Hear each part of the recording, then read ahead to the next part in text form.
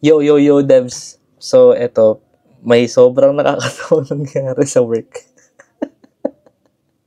So, may sinesolve kasi akong build error for the past 2 days, Friday and Monday.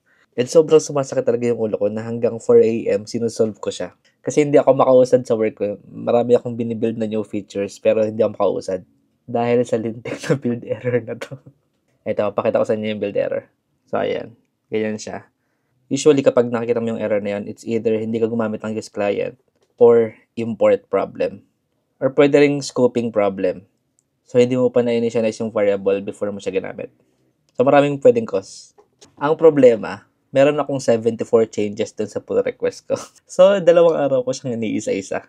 Hanggang sa yun nga, maabot ako ng madaling araw para lang hanapin. Tapos, mapapa-facepalm ka talaga. Kasi one line of code lang. One line of code lang yung nagpatagal sa akin ng 2 araw. Ito yung solusyon. Yan, yung lintik na line na yan. So, hindi ko siya dapat ginawa. Grabe, baliw ko dito sa error na to. So, it happens, no? Mapa-junior ka man, mapa-senior, mapa-manager ka man. Kahit matagal ka na sa industry, kahit matagal ka ng developer, shit happens. So, wag ka mag-alala. Kung na-stuck ka ngayon on something, from time to time na-stuck ka sa isang problem, don't worry. Hindi ka mag-isa. So, yun lang. Happy coding. I'll see you on the next one. Bye!